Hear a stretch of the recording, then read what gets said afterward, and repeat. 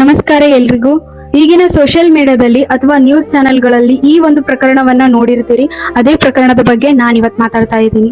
10 ತಿಂಗಳ ಅಲ್ಲಿನ ದೇಶದ ಅತ್ಯಂತ ಕಿರಿಯ ಅಂಗಾಂಗದಾನಿ ಎನ್ನಿಸ್ಕೊಳ್ತಾಳೆ.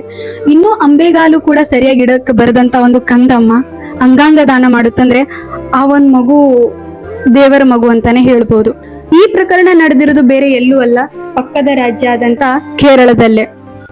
ಅಲಿನಾಳ ತಂದೆ ಪಟ್ಟಣಂತಿಟ್ಟು ಜಿಲ್ಲೆಯ ಮಲಪ್ಪಳ್ಳಿಯ ಅರುಣ್ ಅಬ್ರಹಂ, ತಾಯಿ ಶರಿಯಮ್ಮ. ಅಲಿನಾ ತನ್ನ ತಂದೆ ತಾಯಿ ಹಾಗೂ ಅಜ್ಜ ಅಜ್ಜಿ ಜೊತೆ ಕಾರ್ನಲ್ಲಿ ಕೇರಳದ ಕೊಟ್ಟಯಂನಿಂದ ತಿರುವಲ್ಲಕ್ಕೆ ಹೋಗ್ತಿರ್ತಾಳೆ. ಅಂದು ಮಧ್ಯಾಹ್ನ 2:30 ಅವ್ರು ಹೋಗ್ತಾ ಇದ್ದಂತ ಕಾರು ಇನ್ನೊಂದು ಕಾರಿಗೆ ಮುಖಾಮುಖಿಯಾಗಿ ಡಿಕ್ಕಿ ಆಗುತ್ತೆ. ಆಗ ಅಲಿನಾಗೆ ಗಂಭೀರವಾಗಿ ಗಾಯ ಆಗುತ್ತೆ. ಅಲ್ಲಿನ ಪೋಷಕರು ಹಾಗೂ ಅಜ್ಜ ಅಜ್ಜಿಗೆ ಕೂಡ ಗಾಯಗಳಾಗಿರುತ್ತವೆ. ಅಲಿನಾಳನ್ನ ತಕ್ಷಣವೇ ತಿರುವಲ್ಲದ ಆಸ್ಪತ್ರೆಗೆ ಸೇರಿಸ್ತಾರೆ. ಆದ್ರೆ ವೈದ್ಯರು ಹೇಳ್ತಾರೆ ಆಕೆಯ ಮೆದುಳಿಗೆ ಹಾನಿಯಾಗಿದೆ ಅಂತೇಳಿ. ಹಾಗಾಗಿ 10 ತಿಂಗಳ ಕಂದಮ್ಮ ಅಲಿನಾಳನ್ನ ಕೊಚ್ಚಿಯ ಅಮೃತ ಆಸ್ಪತ್ರೆಗೆ ಸೇರಿಸ್ತಾರೆ. ಪೋಷಕರ ಸತತ ಪ್ರಾರ್ಥನೆಗಳಿಂದಲೂ ಅಲಿನಾ ಬದುಕುಳಿಯಲ್ಲ. ಫೆಬ್ರವರಿ 10 ಎಲ್ಲರನ್ನ ಬಿಟ್ಟು ಹೋಗ್ತಾಳೆ.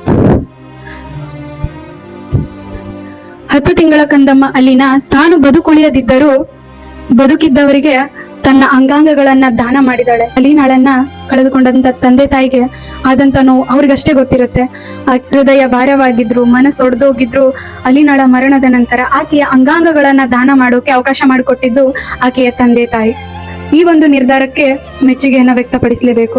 ಹಾಗೆ 10 ತಿಂಗಳ ಕಂದಮ್ಮ ಅಲಿನಾ ತನ್ನ ಕಣ್ಣು, ಕಿಡ್ನಿ, ಹೃದಯ ಹಾಗೂ ಉಪಯುಕ್ತ ಅಂಗಾಂಗಗಳನ್ನ ತಿರುವನಂತಪುರ ಆಸ್ಪತ್ರೆಗೆ ದಾನ ಮಾಡಲಾಗಿದೆ.